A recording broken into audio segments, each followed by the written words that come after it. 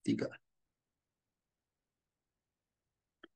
Baik, Assalamualaikum warahmatullahi wabarakatuh. Selamat malam teman-teman semua dan selamat malam kepada Akang Rizky Putra yang menjadi narasumber pada sesi diskusi pada hari ini atau sesi podcast pada malam hari ini. Sebelumnya Kang, perkenalkan nama saya Rela Besandu Tumorang dengan MPM 216201129. Nah, adapun maksud dan tujuan kami di sini adalah untuk melakukan kegiatan diskusi wawancara mengenai bisnis yang Akang telah lakukan atau bisnis yang telah Akang jalani. Nah, di tugas kami diskusi kali ini bertujuan untuk sebagai pemenuhan tugas mata kuliah manajemen perusahaan industri. Baik, sekian dari saya. Mungkin uh, kepada rekan saya mungkin bisa dilanjutkan untuk sesi perkenalan diri. Iya, baik. Terima kasih. Selamat malam. Perkenalkan nama saya Rida Mulyani. Mungkin itu saja yang perkenalan yang dapat saya sampaikan. Oh ya, untuk itu udah 12620111119. Terima kasih. Saya kembalikan kepada moderator. Nah, selanjutnya boleh untuk rekan saya yang selanjutnya untuk memperkenalkan diri. Ya, boleh. Nama saya Rizky Rizky Agustian. Untuk NPM-nya 2126201111116. Baik, Kembali terima lagi ke kasih kepada moderator. baik, terima kasih kepada rekan-rekan saya. Nah, selanjutnya kita akan beralih kepada narasumber. Baik, Kang, di sini sebelumnya boleh boleh izin minta tolong untuk memperkenalkan dirinya, Kang, dan boleh diceritakan bisnis apa yang dijalani dan sudah berapa lama bisnis itu berjalan. Baik, terima kasih. Selamat malam semuanya. Izin memperkenalkan diri. Nama saya Rizky Putra Isani. Saya sebagai narasumber dari wawancara malam hari ini. Eh, saya juga sebagai owner dari bisnis saya yang saya namain sendiri Stabzil, yang udah hampir 1 tahun, mungkinnya di Agustus atau September sekarang hampir 1 tahun. Segitu aja perkenalan dari saya. Baik, Kang, mungkin kita akan berlanjut kepada pertanyaan yang kedua. Nah, di sini Kang boleh dijelaskan bisnis apa yang Akang jalani selama 1 tahun itu? Baik, Kang. Baik, untuk bisnis yang saya jalanin mungkin kalian juga udah pada tahu ya, thrifting. Nah, yang saya jalani itu sekarang tuh di dunia perthriftingan. Saya jualan selama hampir 1 tahun. Thrifting ini alhamdulillah lancar. Saya jualannya di Shopee, tapi terkadang juga saya di TikTok juga saya lakuin dengan cara live, ataupun posting-posting di Instagram juga kadang-kadang kayak gitu. Baik, Kang, terima kasih. Nah, untuk pertanyaan selanjutnya, Kang. Nah, di sini kan Akang menjalankan sebuah bisnis. Nah, apa keinginan terbesar Akang dalam menjalankan bisnis yang Akang jalani? Kalau keinginan terbesar saya sih sama aja sama kayak keinginan semua orang kali ya. Ya ingin maju, ingin sukses, ingin berkembang. Tentu aja ya bisa menghidupi keluarga lah dalam bisnis ini. Gak cuman untuk 1 atau 2 tahun, tapi ya bisa berkepanjangan. Tapi ya di sisi lain juga pasti ada minusnya sih gitu. Oh, ya. Berarti tujuannya, keinginan adalah ingin memiliki kebebasan finansial yang lebih bahagia, Kang. Ya, betul seperti itu kurang lebih. Ah, hmm. Baik, Kang, untuk pertanyaan selanjutnya itu boleh tolong dijelaskan, Kang, apa yang menjadi motivasi Akang itu dalam menjalankan sebuah bisnis, Kang? Nah, ini di luar keinginan ya, Kang. Boleh dijelaskan apa yang menjadi motivasi yang mendorong Akang untuk menjalankan sebuah bisnis atau mengawali bisnis itu gitu, Kang? Mungkin motivasinya ya kayak sebelumnya ya buat menghidupi keluarga. Motivasinya untuk menghidupi, untuk memenuhi keinginan sendiri, biar apa yang ingin diinginkan sendiri itu bisa tercapai itu. Dan mungkin motivasi selanjutnya bisa membuka usaha, ladang buat ini ya, pekerjaan buat orang lain juga bisa. Motivasinya banyak sih sebenarnya kalau buat motivasi.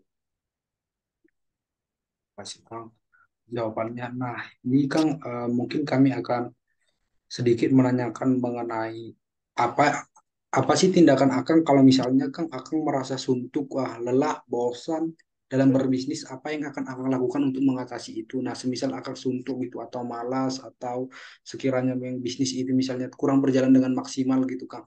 Nah, tindakan apa yang biasanya Akang lakukan, Kang?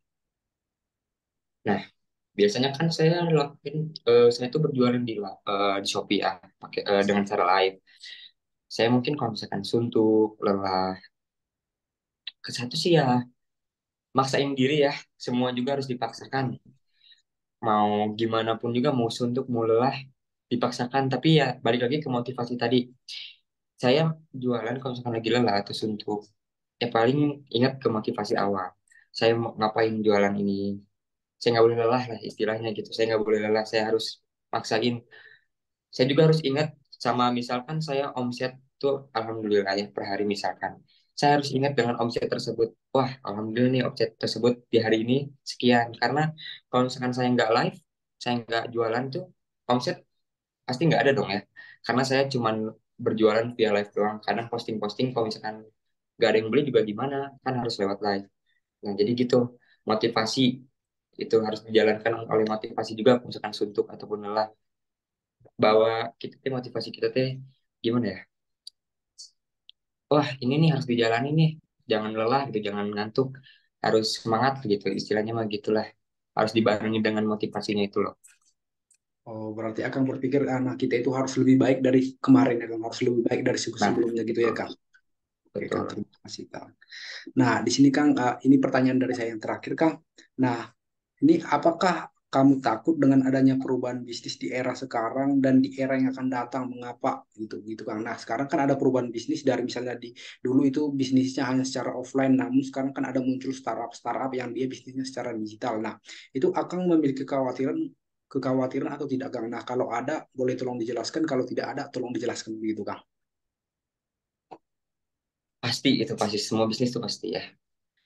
Yang saya takutin tuh, apalagi dunia perthriftingan itu ya banyak isu-isu lah ya. Kalian juga tahu, Kang. semuanya juga tahu banyak berita-berita jelek buat thriftingan itu.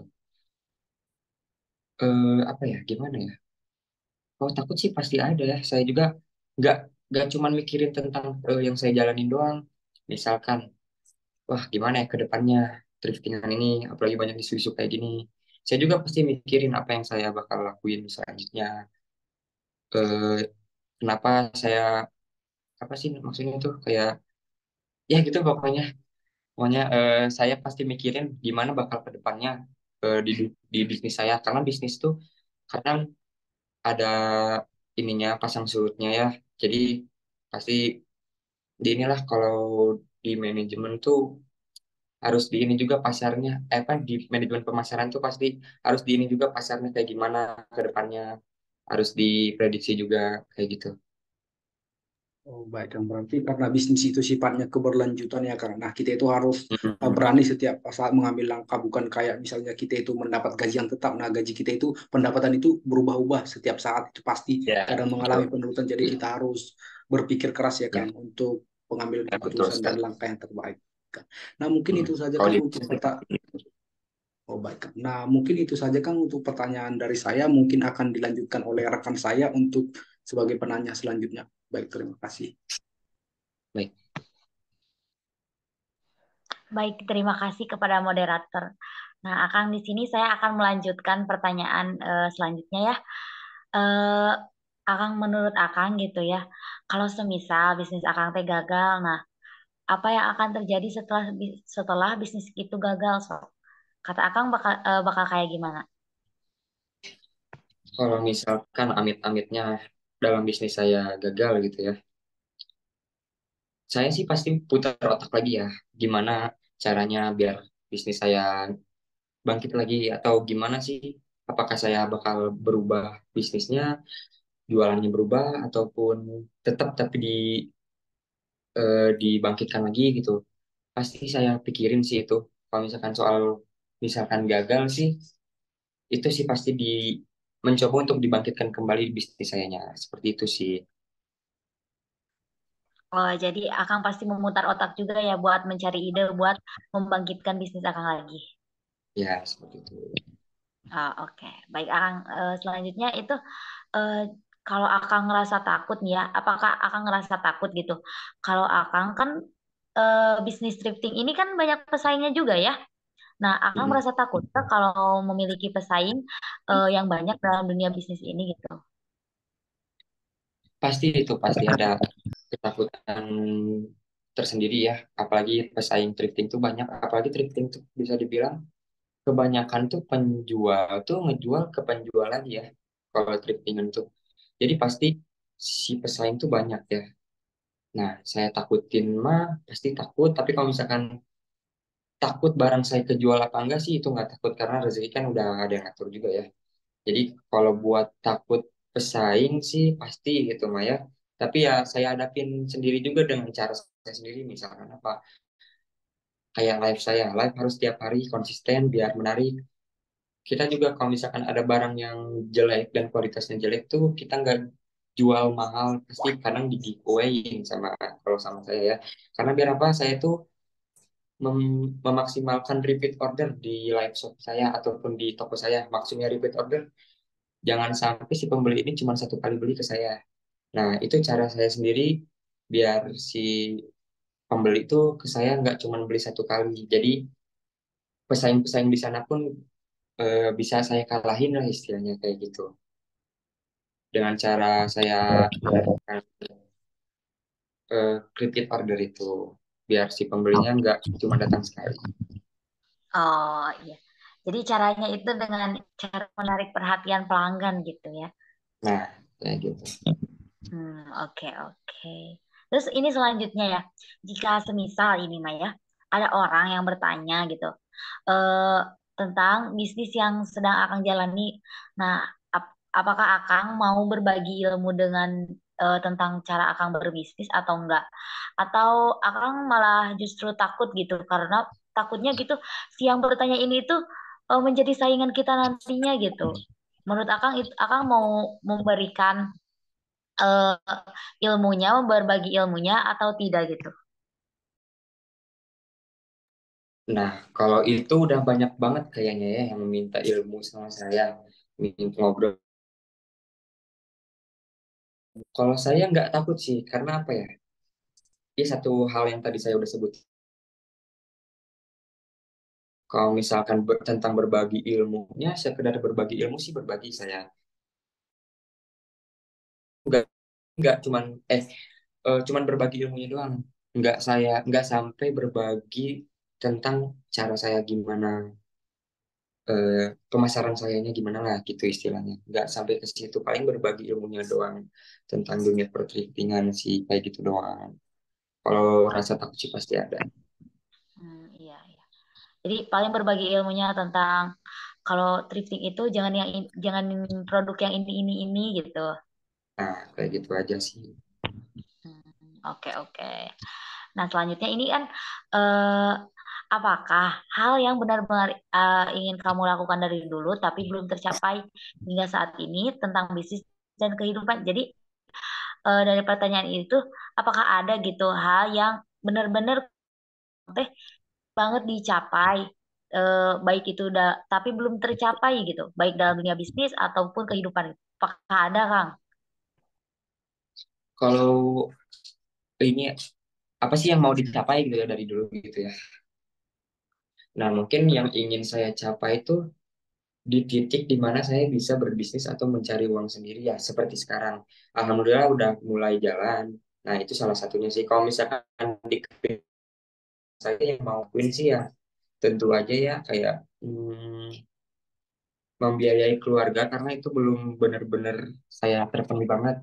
Kenapa sih saya kayak gitu? Karena ya saya sekarang hidup di keluarga yang cuman ada mama single parents karena papa udah saya cerita sedikit tentang kehidupan saya juga karena papa udah pisah sama mama. Jadi saya juga harus karena saya satu-satunya anak cowok yang harus membiayai ya mungkin kehidupan mama juga kan saya harus tanggung jawab gitu. Jadi ya yang ingin saya pengen capai banget sih sama ini sih tentu semua orang juga pengen punya keinginan sendiri ya membeli kayak gitu sih, Berarti kendaraan. lebih ke belum bisa maksimal buat membiayai keluarga ya, Kang? Nah itu. Tapi kalau misalkan sedikit-sedikit sih udah ada, cuman maksimalnya itu. Iya, iya. Nah, ya. Untuk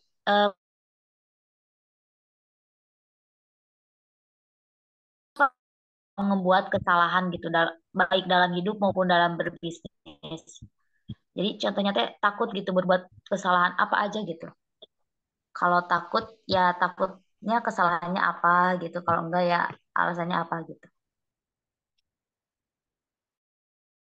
Kalau tentang takut dalam kesalahan sih, kalau kehidupan sih pasti takut ya kesalahan saya teh gimana ya berdampaknya gimana ke depannya. Sama sama kayak di dunia bisnis juga pasti saya mikir kesalahan saya di misalkan eh, 1 bulan ini banyak kesalahan yang saya buat di bisnis saya. Pasti takut saya apa sih dampaknya ke depannya. Tapi ya gitu, balik lagi ke yang tadi ke saya harus cari cara ataupun ya putar otak lah biar saya kesalahan saya yang itu bisa tertutupi di sekarang sampai ke depannya kayak gitu sih kalau simpelnya. Oke Kang, makasih. Eh mungkin eh ini ada satu ya, ini mah pertanyaan dari saya gitu. Eh Akang kenapa nggak memilih, kan tadi Akang ya bilangnya Akang mah cuma live di Shopee gitu. Aku mau nanya, Akang udah coba live di TikTok nggak? Udah coba Udah, memilih? Udah. udah coba. Terus Dan kalau ada sih misal, hasilnya kemarin. Cuman ya, ini sih TikTok tuh kan awal jualan saya tuh di Shopee ya.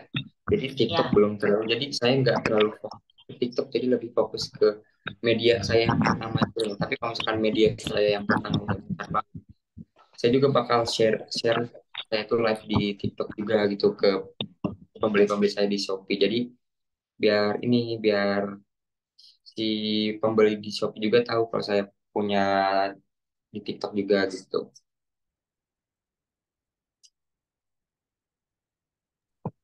Oke, baik Kang. Mohon maaf sebelumnya mungkin ada mungkin teman kami sedang ada kendala jaringan Kang. Nah, sebelum menunggu mungkin bisa dilanjutkan oleh rekan Iki. Oh, sebentar Kang kita. Oke, Dak, boleh dilanjutkan lagi, Dak. Oke, mungkin Akang makasih ya, itu menjadi pertanyaan terakhir dari saya. Untuk pertanyaan selanjutnya boleh dilanjut oleh rekan saya selanjutnya. Saya Baik. kembalikan kepada moderator. Terima kasih. Baik, kepada teman kami Rizky Ristu mungkin boleh dilanjutkan untuk sesi wawancaranya kepada narasumber kita. Baik, terima kasih moderator. Untuk pertanyaan selanjutnya ya Kang ya, mungkin dari saya, menurut Akang nih, apa yang akan terjadi di bisnis Akang, terutama kan bisnisnya thrifting nih, dalam 5 tahun yang akan datang, apakah akan makin booming atau bisa makin redup, atau apa gitu menurut Akang dalam 5 tahun ke depan? Nah, itu yang selalu ada di pikiran saya juga nih. Gimana sih dunia perthriftingan itu sampai ke 5 tahun ke depan? Itu yang ini sih yang saya pikirin setiap hari lah. Hampir setiap hari dipikirin. Kenapa? Karena thriftingan apalagi isu banyak banget sekarang. Thriftingan tuh dilarang lah, nggak boleh lah. Bal itu apalagi ilegal ya. Apalagi thriftingan itu kan datangnya dari bal, dari luar negeri. Sedangkan kalau misalkan bal ilegal ataupun nggak boleh dimasukin lagi ke Indonesia, thriftingan juga pasti mati kalau kayak gitu ya. Meskipun masih ada barang-barang sisa, tapi kalau misalkan 5 tahun ke depan kan kita nggak tahu juga.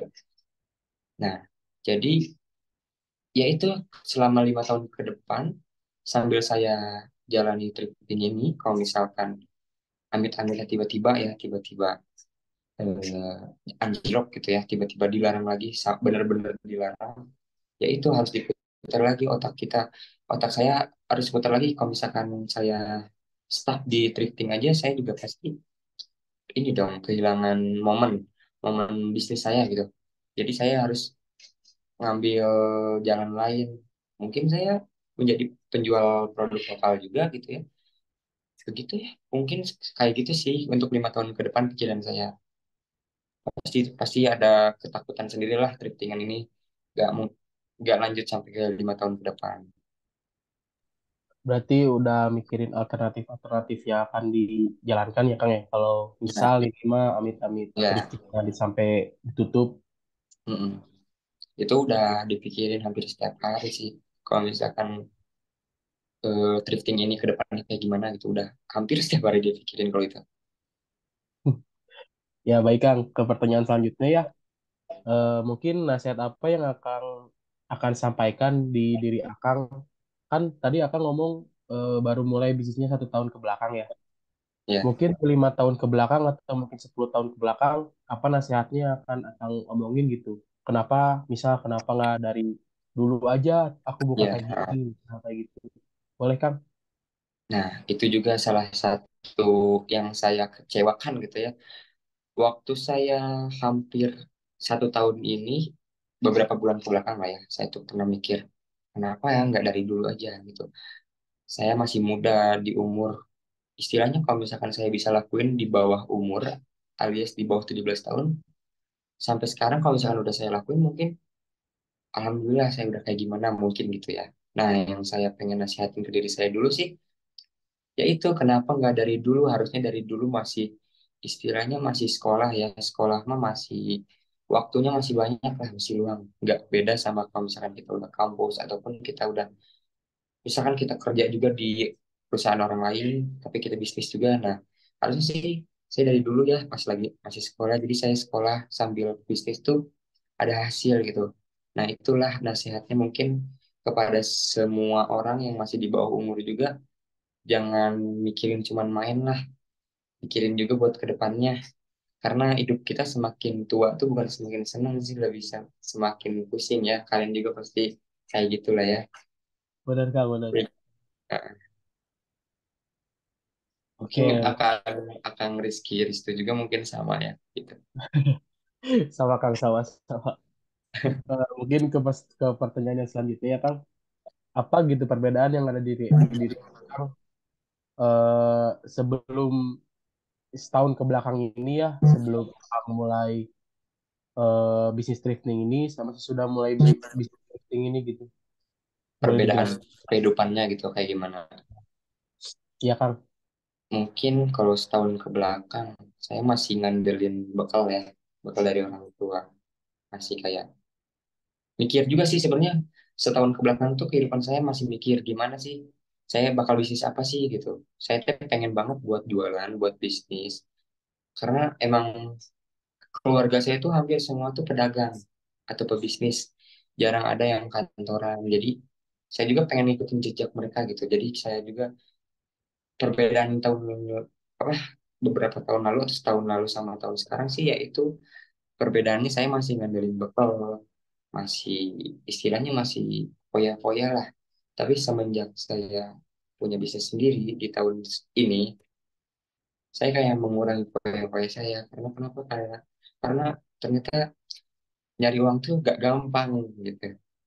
Eh, Bener-bener. Tapi ini ya, tapi kalau misalkan saya membeli sesuatu nih, misalkan jalan-jalan atau beli barang pakai uang keringat sendiri itu tapi enak sih rasanya. Jadi ya perbedaannya dulu tuh masih duit orang tua istilahnya ya. Tapi kalau sekarang saya jujur aja udah nggak nerima bakal sama sekali sih dari orang tua. Bener-bener ngandelin saya jualan. Kadang orang tua ngasih, saya juga kadang udah nggak usah nggak apa-apa, saya juga udah punya gitu. Aku juga udah punya, mama simpen aja gitu aja. Paling gitu kehidupan bedanya. Hmm, Sekarang udah lebih ke sendiri lah. Meskipun masih dikasih, kadang suka nolak juga sih. Kasihan kan, gitu. ya Kang. Mungkin ke pertanyaan selanjutnya ya Kang ya. Hal apa yang paling membuat Akang khawatir dalam bisnis ini dan dalam hidup Akang gitu? Secara kan bisnis thrifting itu untuk saat ini ya belum belum apa ya belum belum menentu gitu arahnya kemana, belum belum pastilah bahasa kasarnya mah gitu ya Kang ya. Mungkin boleh kan? Nah, balik lagi sih ke pertanyaan yang sebelumnya kan hampir sama ya. Ehm, Takut gitu, takut thrifting ini tuh nggak jalan sampai ke apa ke tahun berikutnya. Tapi sejujurnya thrifting ini kalau nggak salah ya dari tahun 90 atau 80 itu kan udah ada ya thrifting, cuman baru membludak, baru viral tuh di tahun-tahun ini ya karena ada media sosial, TikTok apalagi ya. Jadi mungkin ke distract juga ya pemerintah sama dunia perthriftingan. Jadi ya gitu, takutnya saya ya itu thrifting takutnya nggak jalan lagi sampai ke depannya. Tapi yang saya harap gitu ya, thrifting saya bisa jalan sampai ke depannya. Mungkin ibal import mungkin semoga bisa legal dengan pemerintah dijadikannya apa, bal itu ada pajaknya mungkin ya. Ya, kalau bal ada pajaknya kan bisa jadi legal juga ya, bisa jadi ladang usaha lebih luas juga bagi kita sebagai dunia perthriftingan. Ya semoga aja saya harapin sih itu ya pemerintah membuka mata gitu ya, bahwa gini nih. Nah, saya sedikit sharing juga sebagai dunia perthriftingan ya. Saya penjual thrifting, katanya banyak banget, bukan banyak banget, katanya thrifting itu merusak banget ini produk lokal ya. Nah, saya sebagai penjual sendiri nih ya, bukan kata orang, saya emang mikirin sendiri nih. Dunia thrifting katanya merusak banget pasar produk lokal. Tapi produk saya lihat ini ya apa namanya, angka bukan apa angka apa ya, persenan bahwa yang merusak pasar produk lokal tuh nggak thrifting. Bahkan kalian juga tahu sama produk ini import ya, produk import. Kalian tahu ya produk-produk import kayak misalkan brand luar di KW-in gitu ya. Nah, itu kan merusak pasar produk lokal juga, tapi kenapa thriftingan yang disalahin gitu. Padahal yang persenan yang lebih besar, apa sih bahasanya sih? Pokoknya persenan yang lebih besar merusak produk lokal menurut saya ya itu. Saya juga lihat di data yang jelas gitu bahwa produk lokal rusaknya bukan karena thrifting, tapi karena produk import itu loh. Itu sih Hmm, sedikit cerita ya juga ya berarti teman. kayak produk-produk KW gitu ya yang merusak pasar ya kalau menurut aku. Nah, itu sih. Hmm, oke, mungkin ke pertanyaan selanjutnya ya Kang ya. Apakah Kang percaya nih dengan kekuatan Akang sendiri nih bahwa bisnis yang Akang jalanin ini akan sukses dan berhasil gitu. Jadi akan gede, akan berhasil, bahkan mungkin sampai punya toko sendiri gitu. Nah, itu pasti semua orang pasti ada keinginan kayak gitu ya, atau keyakinan. Nah, kalau misalkan ditanya tentang yakin nggak sih bakal besar gitu. Insya Allah yakin, kalau saya ya insya Allah yakin. Karena melihat perkembangan nih, bisa dibilang 1 tahun saya sekarang itu masih kayak ini, membaca pasar juga sih. Saya selama 1 tahun, anggap aja saya udah 1 tahun ya, selama 1 tahun, saya tuh baru membaca pasar di bisnis saya tuh baru aja beberapa 2 bulan yang lalu mungkin saya saya harus jualan maksudnya kayak saya asalnya jual apa nih di thriftingan nih, misalkan saya jual kaos nih, ternyata pasar saya tuh di jaket. Nah kayak gitu baru aja di beberapa 2 bulan lalu lah saya baru baca pasar itu. Nah mungkin jadi 1 tahun ini masih bisnis saya tuh masih istilahnya kalau bahasa gaulnya mah masih trial trial kalau bahasa gaulnya mah. Nah masih Masih trial. meraba-raba mungkin Kang ya kayak gitu ya. Iya masih meraba-raba lah, masih trial card lah kalau di Mobile Legends mah kayak gitu. Nah, mungkin saya ke depannya mulai dari sekarang karena pasar saya udah tahu. Nah, mungkin seriusnya sih di masa-masa sekarang sih sampai ke depannya. Jadi kemarin-kemarin masih kayak istilahnya masih kayak baca pasar sama bakar-bakar uang doang lah buat tahu kalau misalkan pasar saya teh kayak gimana gitu. Mungkin sekarang sampai ke depannya saya baru serius. Kayak gitu sih. Oke Kang, terima kasih ya tadi kebetulan pertanyaan terakhir. Terima kasih. Pertanyaan saya terjawab dengan sangat-sangat memuaskan bagi saya. Ya, Terima kasih. baik. Saya kembalikan lagi kepada Rilai selaku moderator. Baik, Kang, terima kasih kepada Rizky yang telah mengambilkannya kepada saya. Nah, Kang, ini kalau Akang mau, ini rekan saya Rida ingin bertanya satu pertanyaan lagi, Kang. Kalau misalnya boleh di Boleh, boleh. gimana, Kang? Silakan. Oke, Kang. Boleh. Oke, baik Akang, terima kasih ya. Ini mah aku penasaran banget gitu. Soalnya banyak banget gitu orang-orang yang buka bisnis thrifting. Nah, menurut Akang sendiri keuntungan dan kekurangan dari bisnis thrifting ini apa gitu? Hmm, emang sih banyak banget ya sekarang tuh. Termasuk saya juga. Saya juga awalnya bingung ya mau bisnis apa. Jadi ya nyobain thrifting. Eh, Coba-coba lah istilahnya awal-awal. Sama saya juga sama kayak orang-orang sekarang yang pada terjun ke dunia thrifting. Padahal thrifting kan udah lama juga ya. Nah, kalau misalkan bicarain keuntungannya sih, menurut saya ya, keuntungannya gimana ya? Si thrifting ini tuh keuntungannya macam-macam sih. Ada untung misalkan di barang ini tuh untungnya besar, tapi di barang lain kecil gitu. Tapi kalau misalkan untung dunia thriftingannya sih untungnya apa ya? Saya gak bisa bicarain untungnya sih paling ya untungnya sih ya gak munafik ya untungnya ya ininya apa nominalnya ya yang lumayan besar ya gak besar juga gak besar banget sih cuman ya lumayan sih menurut saya itu keuntungan pertama sebagai penjual pasti keuntungan pendapatan ya itu satu gak munafik ya semua orang juga pasti pengen uang yang banyak.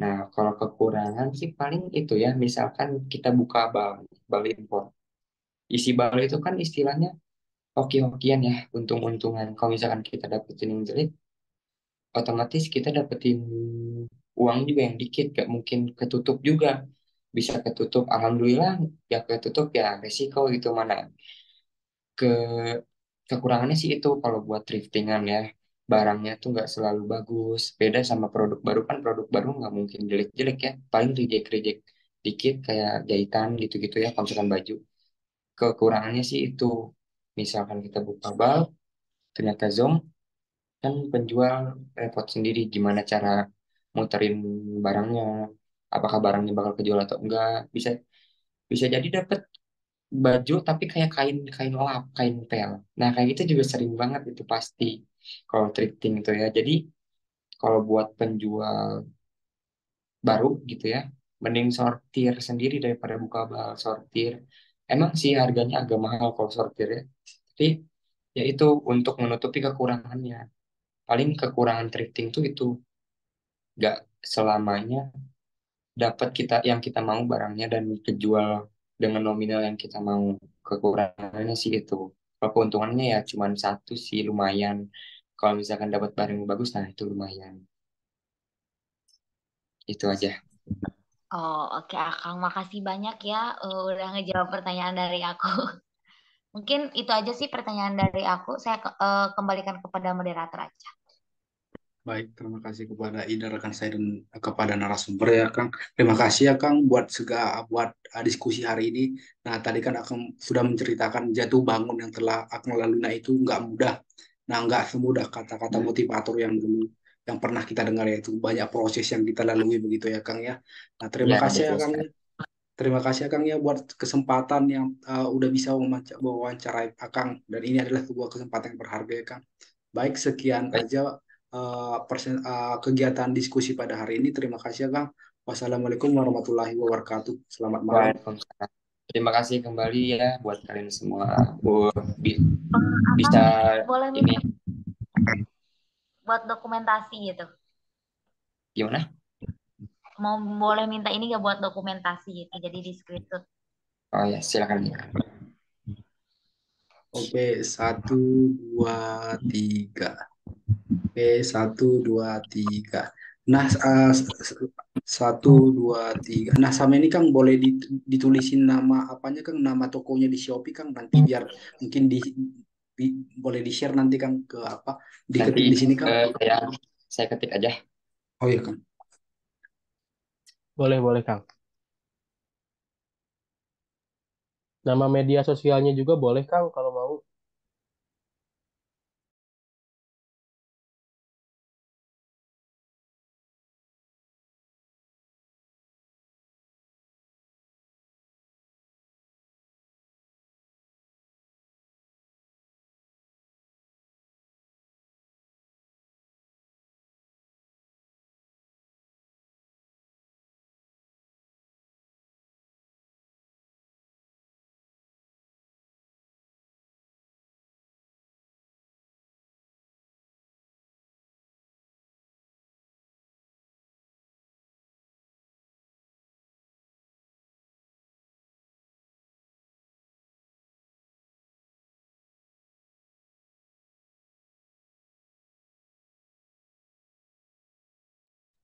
Nah, satu lagi itu kan nama TikTok saya Second Zeal ya. Nah, itu tuh saya cuma mau ngasih tahu Second Zeal sama yang lain kok beda ya namanya. Nah, karena Second Zeal itu nama awal saya. Nama awal saya Second Zeal, cuman saya ganti jadi Staff Zeal aja gitu. Mungkin lebih biar namanya tuh nggak second banget gitu namanya. Jadi saya ganti ke Staff Zeal. TikTok itu belum diganti karena sempet ke banned ya. Jadi saya nggak bisa live lagi di TikTok karena tahu ya TikTok tuh ribet banget. Jadi ya gitu. Makanya saya nggak terlalu di TikTok tuh seperti itu sih karena ke banned juga sih. Gitu. Itu udah Oh, aku lampirin juga ya nama tokonya sama nama sosial medianya di kolom chat. oke Kang, terima kasih ya Kang ya buat sharingnya pada hari ini. Mungkin Kang demikian sharing kita pada hari ini. Wassalamualaikum warahmatullahi wabarakatuh. Selamat malam. Waalaikumsalam warahmatullahi wabarakatuh.